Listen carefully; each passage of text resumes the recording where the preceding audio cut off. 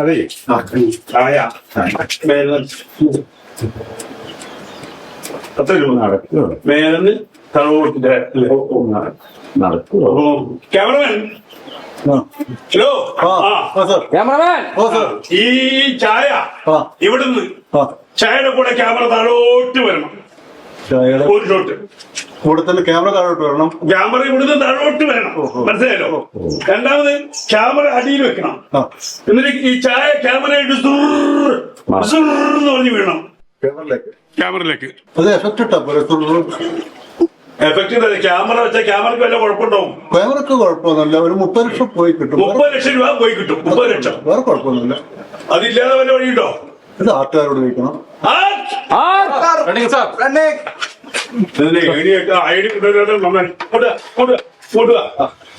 Camera ഇനി സംശയം ഉണ്ടാവുന്നല്ലോ.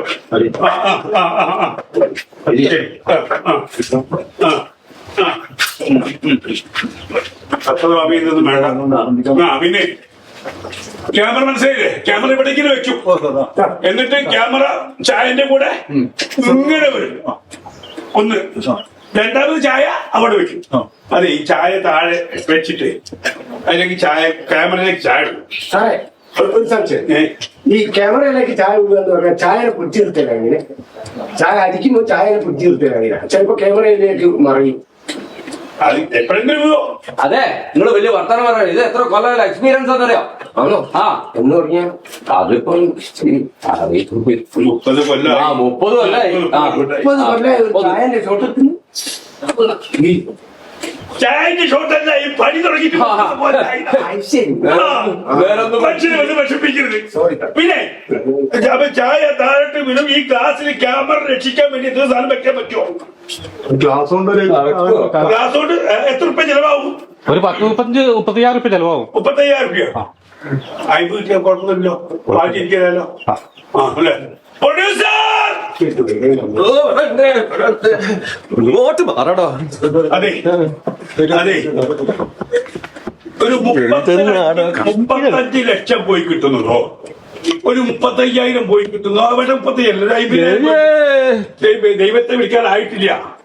35 ലക്ഷം പോണോ 50,000 ഏതാ വേണ്ടത്? അല്ല, നിങ്ങൾ ചോദിച്ചതിന് ഉത്തരം പറയാം. 50,000 പോണോ 35,000? ചങ്ങായി നീണ്ടിട്ട് കൊണ്ടു ചാടിച്ചത് ബാക്കപ്പ് പറയാ. 35 ഏതായാലും പോട്ടെ. നല്ലൊരു പടല്ലേ? പാവട്ടോ ഇയാളെ കൃത്യയുടെ പൊന്നും മുഴുവനാണ്. അതെ, അയാളെ കെട്ടിയോടെ കൊണ്ടു വന്നിട്ട് നിങ്ങൾക്ക് വിഷമം. അയാൾ ദേവിയെ വിളിക്കുന്നത്. ദേവിയെ ദിവസവും നിങ്ങളെ പൈസ വാങ്ങിയില്ലേ? ചായന്റെ ചായപ്പിന്റെ വാടക എഴുതി വാങ്ങിക്കുന്നുണ്ടില്ലേ? പൈസ ഉണ്ടെങ്കിൽ അവിടുത്തെ സ്വർണ്ണം കിട്ടും. അതെ, പോയിട്ട് 35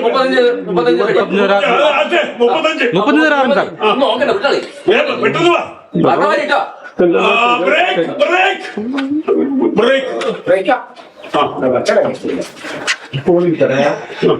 അല്ല, നിങ്ങൾ ഭക്ഷണം കഴിക്കാൻ വന്നിക്കാ? അല്ല, ബ്രേക്ക് പറഞ്ഞാൽ ഭക്ഷണം കഴിക്കണത്. അതാണല്ലോ നിങ്ങൾ നടന്നോളി. അല്ല, പൈസ കാര്യം തീരുമാനം. കേരളം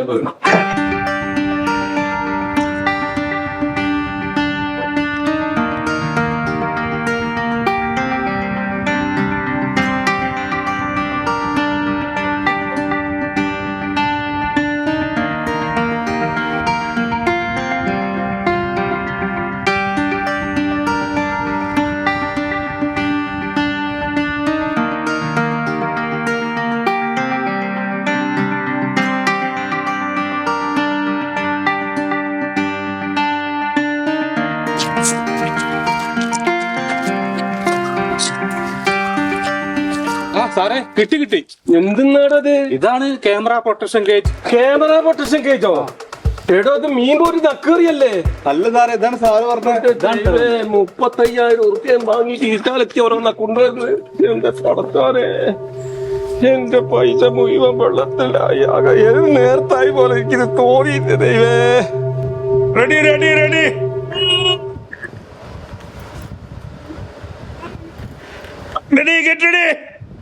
ഈ ലെൻസിൽ തന്നെ ചായ വീഴണം. പതിയെ നേരെ കണ്ട ഇവിടെ നിന്ന് ഒഴിച്ച് അവിടെ നിന്ന് ഒഴിച്ച് നേരെ ലെൻസിലേക്ക് ഞാൻ പുറത്ത് പോയിട്ട് ഒഴിക്കാവുള്ളൂ. സാറ് പുറത്തു പോയാൽ പിന്നെ ഞാൻ ഒഴിക്കണ്ട. ഞാൻ പുറത്ത് പോയിട്ട് ആക്ഷൻ എന്ന് പറയും. ആക്ഷൻ എന്ന് പറയുമ്പോ ചായ അവിടുന്ന് അവിടേക്ക് ഒഴിക്കണം. അവിടെ തന്നെ ഒഴിക്കണേ, ഇല്ലെങ്കിൽ വൈകുന്നേരം വരെ ഒഴിക്കേണ്ടി വരും. മൂത്രം ഒഴിക്കാൻ സമയം കിട്ടില്ല. മനസ്സിലായല്ലോ? ആക്ഷൻ പറഞ്ഞാൽ ഒഴിക്കണം. ക്യാമറ റെഡിയല്ലേ? Okay, ready, action. ഒഴിക്കൂ, വരട്ടെ.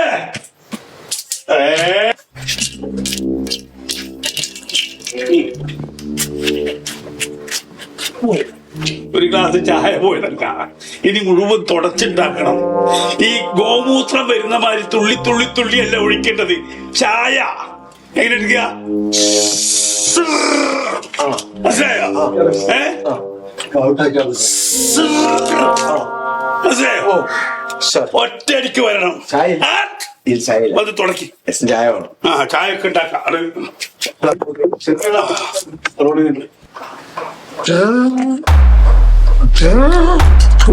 ഒറ്റ ഉണ്ടാക്കിയ പോരാ. ശരിയാ സാറേ, ഒറ്റ ഉണ്ടാക്കിയ ചായ വരില്ല, ചായ ഒഴിക്കാനാണ്. ഒഴിക്കേ.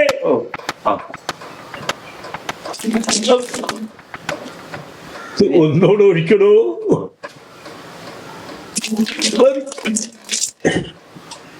ഓ, ഗോമൂത്രം വരുന്ന മാതിരിയാ പിന്നെ പിന്നെ ഒഴിക്കുന്നത്. ഒന്ന് വൃത്തിയായിട്ട് ഒഴിക്കണോ?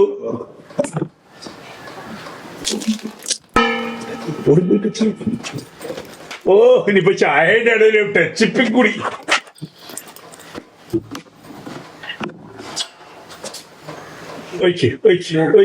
ഒഴിക്കാൻ ചായ ഇല്ല സാർ. ചായ അല്ലേ?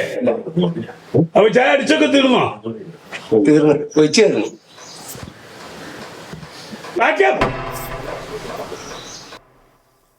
എങ്ങനെയുണ്ട്?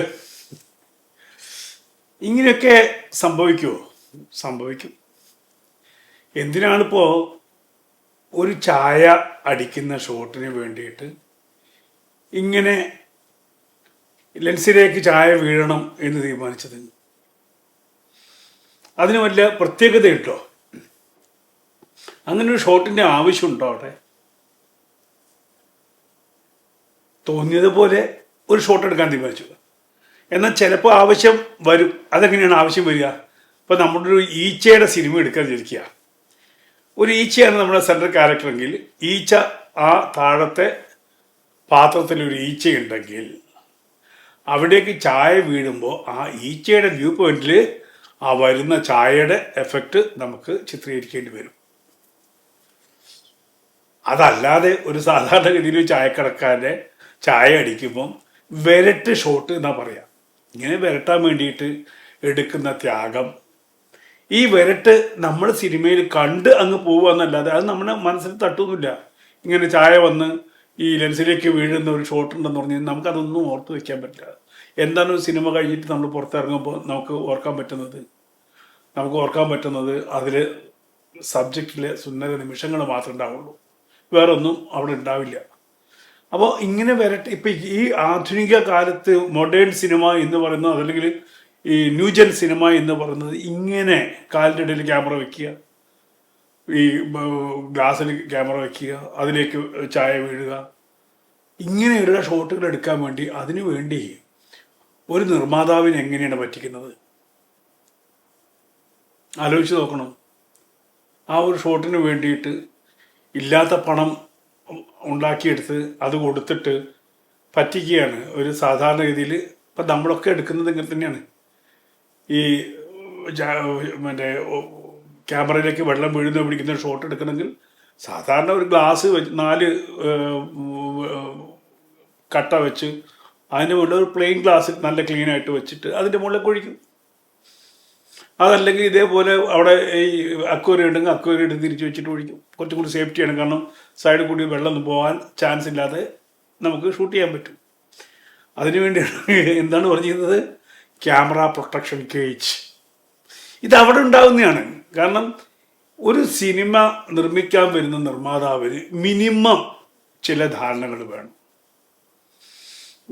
എങ്ങനെയാണ് സിനിമ ഷൂട്ട് ചെയ്യുന്നത്, ഒരു സിനിമ സെറ്റപ്പിൽ എന്തൊക്കെ വേണം, എന്താണ് യൂണിറ്റിൻ്റെ ഡ്യൂട്ടി, എന്താണ് യൂണിറ്റ് ബോയ്സിന് ബാറ്റ എങ്ങനെയാണ്, അത് എത്ര മണിക്കൂറാണ് ബാറ്റ, എത്ര മണിക്കൂറാണ് വിശ്രമം, ഇതൊന്നും അറിയാതെ ചാടിക്കഴിഞ്ഞാൽ രാവിലെ ഒരു കട്ടൻ കാപ്പി കൊടുക്കുന്നതിന് ഒരു ബാറ്റ എക്സ്ട്രാ കൊടുക്കേണ്ടി വരും. രാവിലെ 5 മണിക്ക് വിളിച്ച് പണ്ടൊക്കെ അതിന് പ്രത്യേകിച്ച് ബാറ്റ. ഇന്ന് മോർണിംഗ് ബാറ്റ എന്ന് പറഞ്ഞ പ്രത്യേകമുണ്ട്, സൺറൈസ് ബാറ്റ. അതായത് സൺറൈസ് സൂര്യൻ ഉദിക്കുന്നതിൻ്റെ മുന്നേ കാപ്പി കൊടുക്കാൻ ഒരു പ്രൊഡക്ഷൻ ബോയ് വരികയാണെങ്കിൽ അദ്ദേഹത്തിന് ബാറ്റ വേറെയാണ്. അതുപോലും അറിഞ്ഞിട്ട് സാധാരണ ഗതിയിൽ എന്താ ചെയ്യുക, ചെറിയ കെറ്റില്, കാരണം അതിനാകെ ഈ മെയിനായിട്ട് വരുന്ന ആർട്ടിസ്റ്റിന് കൊടുക്കുന്ന ചെറിയ ഹീറ്റർ കെറ്റില് ഇപ്പോഴത്തെ വലിയ ഹോട്ടലിലൊക്കെ ഉണ്ടാവും, അവർക്ക് അവിടെ കാപ്പി ഇട്ട് കുടിക്കാം. അതല്ലെങ്കിൽ താഴെ നമ്മൾ ഫ്ലാസ്കിൽ ചായ കൊണ്ടുവെക്കും, വന്ന് വേണ്ടുന്നവർക്കും ചായ എടുത്ത് കുടിക്കാം. ഇങ്ങനൊരു സെറ്റപ്പാണ് രാവിലെ ഉണ്ടാവുക. അതേപോലെ പ്രൊഡ്യൂസർ ഈ സെറ്റിൽ വേണ്ടുന്ന കാര്യങ്ങൾ എന്താ, സ്ക്രിപ്റ്റിൽ എന്തൊക്കെ വേണം, ഇതൊക്കെ പഠിച്ചിട്ട് നല്ല ധാരണ പ്രൊഡ്യൂസർക്ക് വെക്കണം. അതല്ലെങ്കിൽ പ്രൊഡ്യൂസറെ പറ്റിക്കപ്പെടും. സിനിമാ ലോകം എന്ന് പറയുന്നത് ഒരു സംവിധായകന് പണി അറിയില്ല എന്ന് ആദ്യത്തെ ദിവസം തന്നെ ആ സെറ്റിലെ യൂണിറ്റ് ബോയ്സിനടക്കം മനസ്സിലാക്കും. കാരണം എന്താണ്, അവർ ദിവസവും സിനിമ ഷൂട്ടിംഗ് കാണുന്നതാണ്, പണി അറിയുന്നവരുടെ കൂടെ പണി എടുത്ത് വന്ന് ശീലിച്ചിട്ടുള്ളവരാണ്. അപ്പം അവർ വന്നു കഴിഞ്ഞാൽ അവർക്കറിയാം ഇയാൾക്ക് പണി അറിയോ, പണി അറിയില്ലെങ്കിൽ അന്ന് മുതൽ ഇയാൾ പണി കൊടുക്കാൻ തുടങ്ങും. ഇതേപോലെ ക്യാമറ പ്രൊട്ടക്ഷൻ കേസും ഒക്കെ വരും.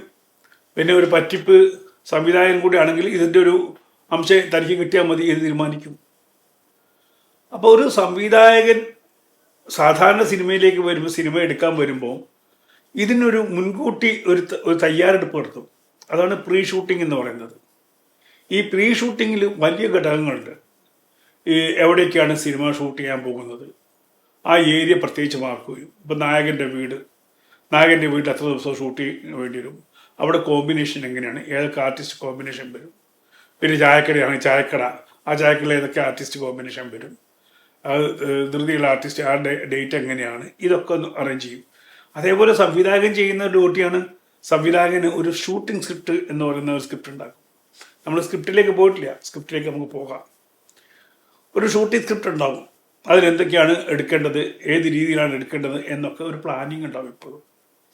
അവിടെ വന്നിട്ട് എന്നാൽ പിന്നെ ക്യാമറ ഇവിടേക്ക് പോട്ടെ, നമ്മളെ മറ്റേ സിനിമയിലൊക്കെ കാണുന്ന പോലെ ഇനി ക്യാമറ വെള്ളത്തിലോട്ട് ചാടട്ടെ എന്ന് പറഞ്ഞ് നമുക്കറിയാലോ ശ്രീനിവാസൻ സിനിമ ഡയറക്റ്റ് ചെയ്യാൻ പോയ അവസ്ഥയിൽ.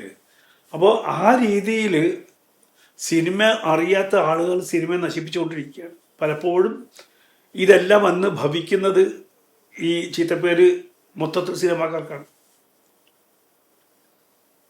ഇവിടെ നമ്മൾ ആ യൂണിറ്റിൻ്റെ എല്ലാം എന്തിനു വേണ്ടിയിട്ടാണ് ഈ ഗ്ലാസ് ഈ ഷോട്ട് എടുക്കാൻ വേണ്ടി ബ്രേക്ക് പറഞ്ഞു. സിനിമയുടെ സമയം, പണത്തിൻ്റെ മൂല്യം എന്നുള്ളത് ഓരോ ദിവസത്തെയും ഓരോ സെക്കൻഡിനെ ആശ്രയിച്ചാണ്. ഒരു സെക്കൻഡ് ജനറേറ്റർ ഓടുമ്പോൾ എത്ര ഡീസൽ, 100 ലിറ്റർ ഡീസൽ വേണം ജനറേറ്റർ, വലിയൊരു ജനറേറ്റർ ഓടണമെങ്കിൽ വേണ്ടേ. അവിടെ 100ഓളം പണിക്കാരുണ്ടാവും. ഈ 100ഓളം പണിക്കാർക്ക് ഏറ്റവും ചുരുങ്ങിയ കൂലി ഒരു 1400 രൂപ കൂലി വരും, ഏറ്റവും ചുരുങ്ങിയത്. ഒരു കാൽഷീറ്റ് ആകുമ്പോൾ 1-1.5 കാൽഷീറ്റിന് 1400 രൂപ ഒരു ഏറ്റവും ചുരുങ്ങിയ ചിലവ്. അതിനെ നമ്മൾ മണിക്കൂറുകളായിട്ട് ഡിവൈഡ് ചെയ്താൽ 12 മണിക്കൂറാണ്. ഒരാളുടെ കൂലി മാത്രം തന്നെ 100 രൂപയുടെ മേലെ വരുന്നുണ്ട് ഒരു മണിക്കൂറിന്. അവിടെ കത്തുന്ന ഡീസൽ, അത്ര ആൾക്കാർ അവിടെ സ്റ്റേ ചെയ്യുന്നു. ആർട്ടിസ്റ്റിൻ്റെ എമൗണ്ട് ഒന്ന് നോക്കൂ, പെർ ഡേ 40,000, 50,000, 1 ലക്ഷം, 1.5 ലക്ഷം, 5 ലക്ഷം വരുന്ന ആർട്ടിസ്റ്റ് ഉണ്ടെന്ന് വിചാരിക്കുക.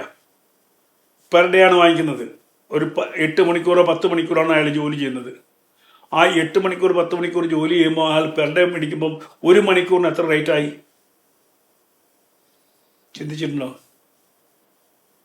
ആർട്ടിസ്റ്റ് രാവിലെ വന്നു കഴിഞ്ഞാൽ നേരെ പണ്ടൊന്നും ഈ ഇതുണ്ടായിരുന്നില്ല, എന്താണ് AC വാനൊന്നും ഉണ്ടായിരുന്നില്ല, കാരവനൊന്നും ഉണ്ടായിരുന്നില്ല. ഈ കാരവൻ വന്നപ്പോൾ തന്നെ മനുഷ്യർ പരസ്പരം ബന്ധമില്ലാണ്ടായി. ആർട്ടിസ്റ്റ് വന്നാൽ വലിയ ആർട്ടിസ്റ്റ് കാരവനകത്ത് കയറിയിരിക്കും, ചെറിയ ആർട്ടിസ്റ്റ് അപ്പുറത്തിരിക്കും. ഇങ്ങനെ തട്ടായി മാറി കാരവൻ. മറ്റങ്ങനെയല്ല.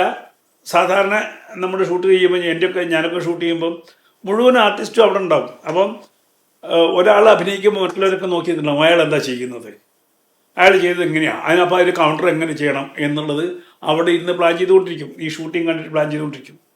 ഇപ്പം അതിന് പകരം എന്താണ്, തൻ്റെ ഷോട്ട് കഴിഞ്ഞാൽ ഒറ്റ പോക്കാണ് AC റൂമിൽ ആ വലിയ വാൻ്റെ അകത്ത് മലർന്ന് കിടന്ന് TV കണ്ട് അവിടെ നടക്കുന്ന എന്താണ്, മറ്റുള്ളവരെങ്ങനെ അഭിനയിക്കുന്നു, ഈ സബ്ജക്റ്റ് എങ്ങനെയാണ് ഷൂട്ട് ചെയ്യുന്നത്, ഇതൊന്നും ആർക്കറിയില്ല.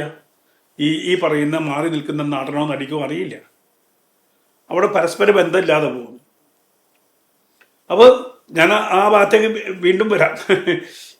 എന്ത് പറഞ്ഞാലും ശരി, സിനിമയ്ക്ക് ആവശ്യമുള്ളത് ഷൂട്ട് ചെയ്യുക എന്നുള്ള ഒരു സ്വഭാവമുണ്ട്. ആവശ്യമില്ലാതിലേക്ക് പോവാതിരിക്കുക. എങ്ങനെ പറയണം, ഞാൻ നേരത്തെ പറഞ്ഞത് ഈച്ചയാണ് നായകനെങ്കിൽ ശരിയാണ്, ഈച്ച നായകനായി വരുമ്പോൾ ഇതേപോലെ ഗ്ലാസ്സിനകത്ത് ക്യാമറ വെക്കേണ്ടി വരും. എല്ലായിടത്തും മാത്രമേ മൈന്യൂട്ടായിട്ട് അപ്പോൾ ആദ്യമേ തീരുമാനിക്കും, എങ്ങനെ എടുക്കാം എന്ന് തീരുമാനിക്കും. അതിനുള്ള സെറ്റപ്പ് ആ സിനിമയിലുണ്ടാകും, അതിനുള്ള ലെൻസുകളുണ്ടാവും, ചിലപ്പോൾ വേണമെങ്കിൽ ചെറിയ ക്യാമറകളുണ്ടാവും. ഇതൊക്കെ മുൻകൂട്ടി കാണും. ഇതൊന്നുമില്ല. അവിടെ വന്നിട്ട് ക്യാമറ മേലെന്ന് ഇങ്ങനെ ചായയുടെ കൂടെ സർന്ന് താട്ട് ചായയുടെ കൂടെ ക്യാമറ ചലിക്കുകയൊക്കെ ചെയ്യും. വലിയ ബുദ്ധിമുട്ടൊന്നുമില്ല. പക്ഷേ അത് ചിലപ്പോൾ 10 മണിക്കൂർ എടുക്കും സിങ്കായിട്ട് വരാൻ. മേലെന്ന് വീഴുന്ന ചായയുടെ കൂടെ ക്യാമറ വരണമെങ്കിൽ ക്രെയിൻ വെച്ചിട്ട് ആമിൻ്റെ താഴ്ത്തി കൊടുത്താൽ മതി. പക്ഷെ അത് സിങ്കർണൈസ് ചെയ്ത് വരണമെങ്കിൽ ചിലപ്പോൾ മണിക്കൂറുകൾ എടുക്കും. എന്നിട്ട് എന്താണ്, അതൊരു സെക്കൻഡ് വെച്ച് മിന്നി മറിഞ്ഞു പോകുന്ന ഷോട്ടിന് വേണ്ടിയിട്ടാണ് ഇത്രയും ചെയ്യുന്നത്. അപ്പോൾ എന്തായാലും സിനിമയിൽ ഇത്തരം ഒരു പ്രവണതയുണ്ട്. ആ പ്രവണത കൊണ്ടുണ്ടാവുന്ന ദോഷ്യങ്ങൾ എന്താണെന്ന് നമുക്ക് മനസ്സിലാവും. ഇതിൻ്റെയൊക്കെ തിക്തഫലം അനുഭവിക്കുന്നത് ഒരൊറ്റ വ്യക്തിയാണ്. അത് ഇല്ലാത്ത കാശ് അവിടെ നിന്ന് ഇവിടെ നിന്ന് കടം മേടിച്ച് കൊണ്ടുവന്ന് നിർമ്മാതാവായിട്ട് നിൽക്കുന്ന ആ വ്യക്തി, അയാളുടെ വേദന ആരും അറിയില്ല. അപ്പോൾ സ്വാഭാവികം ഈ നിർമ്മാതാവിനെ കുറിച്ച് ചിന്തിച്ചാൽ പലപ്പോഴും നമുക്ക് ഈ അഹങ്കാരം കാണിക്കാൻ തോന്നുന്നില്ല. അവിടെയാണ് പ്രത്യേകത. എൻ്റെ മുന്നിലേക്ക് വന്ന പല നിർമ്മാതാക്കളെയും ഞാൻ തിരിച്ചയച്ചിട്ടുണ്ട്, നിങ്ങൾ സിനിമയ്ക്ക് പറ്റിയ ആളല്ല എന്ന് പറഞ്ഞിട്ട്. എനിക്ക് അഡ്വാൻസ് തരാൻ വന്ന ആളെ ഞാൻ തിരിച്ചയച്ചിട്ടുണ്ട്. ഇന്നും ഞാനും അദ്ദേഹവും നമ്മൾ നല്ല രോഗ്യത്തിലാണ്. ആ കുടുംബം എന്നോട് ഭയങ്കര കടപ്പെട്ടിരിക്കുക. കാരണം അദ്ദേഹം സിനിമ പിടിച്ചിരുന്നെങ്കിൽ ആ കുടുംബം ഉണ്ടാവില്ല. ഇന്ന് അദ്ദേഹം നന്നായി ജീവിച്ചു. ഞാൻ പേരൊന്നും പറയുന്നില്ല, തൃശ്ശൂർക്കാരനാണ്. ഇന്ന് ലാവിഷായിട്ട് കുടുംബം നോക്കി അദ്ദേഹം പോകുന്നുണ്ട്. എനിക്ക് അഡ്വാൻസ് തരേണ്ടി വന്നതാണ്. അദ്ദേഹമായിട്ട് കുറേ സംസാരിച്ചപ്പോൾ അദ്ദേഹത്തിന് സിനിമയുടെ ABCD അറിയുന്ന ആളല്ല, അതല്ലെങ്കിൽ സിനിമയിൽ നിന്നാൽ മോശമായി പോകാൻ സാധ്യതയുള്ള ആളാണ് എന്ന് മനസ്സിലാക്കി നമ്മൾ അയാളെ ഒഴിവാക്കുക. എപ്പോഴും നമുക്ക് പണം മുടക്കുന്ന ഒരാളുടെ ഒരു കുടുംബമുണ്ട് എന്നുള്ളത് ചിന്തിക്കുന്ന സംവിധായകർ വളരെ കുറവേര്. നമ്മുടെ ഇതിലേക്ക് വന്നു കഴിഞ്ഞാൽ സംവിധായകൻ അയാൾ ട്രാപ്പഡായി കഴിഞ്ഞു, ഇനി അയാൾ കൂടാൻ പറ്റില്ല, താൻ പറയുന്നത് മുഴുവൻ അയാൾ കേട്ടുകൊള്ളും എന്നുള്ള ധാരണയിലാണ് പിന്നീട്. അത്തരം വളരെ മോശമായ അവസ്ഥ ഞാൻ കണ്ടിട്ടുണ്ട്. മദ്രാസിലെ കോടമ്പാക്കത്ത് ഇതേപോലെ ഇവിടുന്ന് ഉണ്ടായിരുന്ന ബസ്സും ലോറിയും വീടും ഒക്കെ വിറ്റ് അവസാനം ഗതി കിട്ടാതെ ഉഴന്ന് നടക്കുന്ന ആൾക്കാരെ എനിക്കറിയാം. ആ സിനിമകളൊന്നും ഇന്നും റിലീസ് ചെയ്തിട്ടില്ല. റിലീസ് ചെയ്യുന്ന സിനിമകളെക്കാൾ കൂടുതൽ സിനിമകൾ പെട്ടിയിലുണ്ട് ഓരോ വർഷവും. ആരും ചിന്തിക്കുന്നില്ല. അവിടെ ഇത്തരക്കാർ വന്നിട്ടാണ് ഇപ്പം നമ്മളെ ഞാൻ പറഞ്ഞില്ലേ, ഞാൻ സ്റ്റുഡിയോ ചെയ്യുമ്പം ഈ സിനിമയെക്കുറിച്ച് ഒരു ധാരണ ഇല്ലാത്ത ആൾക്കാരുടെ ഒരുപാട് സിനിമ ഞാൻ എഡിറ്റ് ചെയ്തിട്ടുണ്ട്. അവിടെ വെച്ച് നമ്മൾ ചിലപ്പോൾ റോങ് ആയിട്ട് എടുത്തു കൊണ്ടുവന്നത് നമ്മൾ പിന്നീട് ഡിജിറ്റലായിട്ട് കറക്റ്റ് ചെയ്ത് പോകേണ്ടി വരും. ഇങ്ങനെയൊക്കെയാണ് സിനിമയുടെ. അപ്പം സിനിമയുടെ ഒരു നമ്മൾ കാണുമ്പം ഇത് പലരും ഇതൊരു കോമഡിക്ക് വേണ്ടി ഉണ്ടാക്കി, എല്ലാ കോമഡിക്ക് വേണ്ടി ഉണ്ടാക്കിയിട്ടുള്ളതല്ല. ഇതിലൊരു സീക്വൻസും കോമഡിക്ക് വേണ്ടി ഉണ്ടാക്കില്ല, അത് അതിനകത്തുണ്ട്. ഇതിൽ വരുന്ന ഓരോ സിനിമാക്കാരനായിട്ട് വന്നു കഴിഞ്ഞാൽ ആ സിനിമ തുടങ്ങിക്കഴിഞ്ഞാൽ അയാളുടെ വീട്ടിൽ അയാളുടെ ഭാര്യയുടെ ഡ്രസ്സ് വരെ സിനിമാ സെറ്റിൽ നിന്ന് എടുപ്പിക്കുന്ന ആളുകളുണ്ട്. ഒരു സിനിമ കിട്ടിക്കഴിഞ്ഞാൽ മാക്സിമം നമ്മൾ സാധാരണഗതിയിൽ പണ്ടൊക്കെ എന്ന് പറഞ്ഞാൽ 20 ദിവസം മുതൽ 30 ദിവസം വരെയാണ് ഒരു ആവറേജ് സിനിമയുടെ ഷൂട്ടിങ്. 40 ദിവസം വരെയാണ് ഒരു വലിയ സിനിമയുടെ ഷൂട്ടിങ്. അന്ന് ഞാൻ പറയുന്നത് വലിയ യമകണ്ഠ സിനിമയല്ല, മറ്റുള്ള സിനിമയുടെ ഷൂട്ടിങ്. ഇന്നൊരു സാധാരണ സിനിമ 10-100 ദിവസവും ഷൂട്ട് ചെയ്തിട്ടും പിന്നെയും ബാക്കി കിടക്കുന്ന അവസ്ഥയുണ്ട്. രാവിലെ ആരും എഴുന്നേക്കാറില്ല. ഞങ്ങളൊക്കെ ശീലിച്ചത് 5 മണിക്ക് എഴുന്നേറ്റ് 6 മണിക്ക് പുറപ്പെട്ട് 6:30 സെറ്റിലെത്തി 7 മണിക്ക് ഷൂട്ടിംഗ് കൊടുക്കുന്ന ഒരു കാലം ഉണ്ടായിരുന്നു മലയാള സിനിമയിൽ. അത് പുതിയ ജനറേഷനോട് ചോദിച്ചാൽ അറിയില്ല, പഴയ ജനറേഷനോട് ചോദിച്ചാൽ അറിയാം. എന്തുകൊണ്ടാണ് 7 മണിക്ക് ഷൂട്ടിംഗ് കൊടുക്കുന്നത്? പടം ലാഭിക്കാൻ വേണ്ടി മാത്രമല്ല, 7 മണിക്കാണ് ഏറ്റവും സുന്ദരമായിട്ടുള്ള ലൈറ്റിങ്. രാവിലെ സോഫ്റ്റ് ലൈറ്റായിരിക്കും. സൂര്യൻ ഒരു വശത്തുനിന്ന് പതുക്കെ അരിച്ച് പൊന്തി വരുമ്പോൾ പ്രകൃതിക്ക് ഭയങ്കര ഭംഗിയാണ്. ഔട്ട്ഡോർ ഷൂട്ട് ചെയ്താൽ നല്ല രസമാണ്. അത് 9 മണി വരെ കിട്ടുള്ളൂ ആ ഭംഗി. 9 കഴിഞ്ഞ് 10-11 മണി ആകുമ്പോഴത്തേക്കും സൂര്യൻ പതിയെ ഉച്ചിയിലെത്തി കഴിഞ്ഞാൽ ഷെയ്ഡ്, കഴുത്തിന് ഷെയ്ഡായി, കണ്ണിന് ഷെയ്ഡായി, പിന്നെ സ്ക്രിമ്മർ കെട്ടി വലിയ പാടാ പിന്നീട് അങ്ങോട്ട് ഔട്ട്ഡോർ ഷൂട്ട് ചെയ്യാൻ. ബാക്ക്ഗ്രൗണ്ട് കത്തിക്കിടക്കും, വലിയ പാടാണ്. അപ്പം അതുകൊണ്ട് 7 മണിക്ക് സ്വിച്ച് ഓൺ ചെയ്യുന്നു. 9 മണി വരെ നല്ല 1-2 സീൻ എടുക്കും. അത് കഴിഞ്ഞിട്ടാണ് നമ്മൾ 9-9:30 ആകുമ്പോൾ ബ്രേക്ക് പറഞ്ഞാൽ നമ്മൾ കാപ്പി കുടിച്ച് കഴിയുമ്പോൾ പിന്നെ ഇൻറ്റീരിയർ കയറും, അകത്തേക്ക് കയറും. വീണ്ടും 4 മണിക്ക് പുറത്തിറങ്ങും. 4 മണിയാകുമ്പോൾ വീണ്ടും ചെരിഞ്ഞ ലൈറ്റ് വന്നു. 4 മണി മുതൽ 6 മണി വരെ വൈകിട്ട് ഔട്ട്ഡോർ ഷൂട്ട് ചെയ്യും. വീണ്ടും അകത്തേക്ക് രാത്രിനായിട്ട് കയറും. ഇങ്ങനെയായിരുന്നു ഒരു സിസ്റ്റം. ആ സിസ്റ്റമൊക്കെ പോയി. അതിന് പകരം ഇപ്പോൾ രാവിലെ എഴുന്നേറ്റ് എല്ലാം റെഡിയായി വരുമ്പോൾ 10 മണി 11 മണി ആവുന്നു. ഒരു സിസ്റ്റം തന്നെ മാറിപ്പോയി. ഒരു ദിവസം ഒരു സീൻ എടുക്കുന്നു. ഞാനൊക്കെ എടുത്തിരുന്ന 8 സീൻ 7 സീനൊക്കെയായിരുന്നു നമ്മൾ എടുത്തുകൊണ്ടിരുന്നത്. ഇന്നത് ഒരു സീനിലേക്ക് ചുരുങ്ങി. ഒരു സീനും ചിലപ്പോൾ ഉണ്ടാവില്ല, അര സീൻ എടുക്കുന്നത് നമുക്ക് കാണാം. അപ്പോൾ ഇതിൽ ഒരു നിമിഷത്തിന് പോലും വലിയൊരു പണമുണ്ട് എന്ന് മനസ്സിലാക്കിയാൽ കുറേയൊക്കെ ഇപ്പം നമുക്ക് എന്താണ് ആവശ്യം അതാണ് സിനിമയുടെ, അത് മുൻകൂട്ടി അതാണ് ഈ പ്രീ ഷൂട്ടിംഗ് എന്ന് പറയുന്ന, ഷൂട്ട് ചെയ്യാൻ പോകുന്നതിന് മുമ്പുള്ള തയ്യാറെടുപ്പാണ് സിനിമയുടെ ഏറ്റവും വലിയ തയ്യാറെടുപ്പ്. ആ തയ്യാറെടുപ്പ് നന്നായാൽ സിനിമ കൃത്യമായിട്ട് നമ്മൾ ഈ ഓരോ ഘട്ടവും വിശദമായി സംസാരിക്കേണ്ടതുണ്ട്. നമ്മൾ തൽക്കാലങ്ങൾ ഒഴുകി പോകുന്നു, പിന്നെ ഇതിലേക്ക് കടന്നു വരാം. ഒറ്റയടിക്ക് സിനിമ പറഞ്ഞു തീർക്കാൻ പറ്റില്ല, ഒറ്റയടിക്ക് സിനിമ. അപ്പോൾ തൽക്കാലം നമുക്ക് ഈ ഇത്തരം തോന്നലുകൾ, അറിവില്ലായ്മ, അതിൻ്റെ മേലുണ്ടാകുന്ന പ്രശ്നങ്ങൾ, അത് പ്രൊഡ്യൂസർക്കുണ്ടാകുന്ന പ്രശ്നങ്ങൾ, ഇതാണിപ്പം തൽക്കാലം നമ്മൾ പറഞ്ഞത്. ഇതിൽ ചിലർക്ക് ഇത് സിനിമയെ ദോഷം ചെയ്യും, കുത്തി പറയുകയാണല്ലോ എന്നൊക്കെ തോന്നാം. നന്നായി വരണം നമുക്ക്. ഒരു ഇൻഡസ്ട്രി, ആ ഇൻഡസ്ട്രി ആയിരക്കണക്കിന് ആൾക്കാർ ജോലി ചെയ്യുന്നതാണ്. അപ്പോൾ അറിവ് ഉള്ളവർ വേണം ആ രംഗത്തേക്ക് വരാൻ, അറിഞ്ഞുകൊണ്ട് വേണം. സിനിമയുടെ ജയവും പരാജയവും ഒക്കെ സബ്ജക്റ്റും കാര്യങ്ങളൊക്കെ വെച്ചിട്ടാണ്. നന്നായി എടുത്ത പടവും ചിലപ്പോൾ പരാജയപ്പെടും, അത് ഒരു വിഷയമല്ല. പക്ഷേ ഈ പ്രൊഡ്യൂസർ ഉണ്ടെങ്കിൽ, ഈ പ്ലാറ്റ്ഫോം ഉണ്ടെങ്കിൽ നമുക്ക് ചിത്രം വരയ്ക്കാൻ പറ്റുള്ളൂ. ക്യാൻവാസ് ഇല്ലാതെ ചിത്രം വരയ്ക്കാൻ പറ്റില്ല.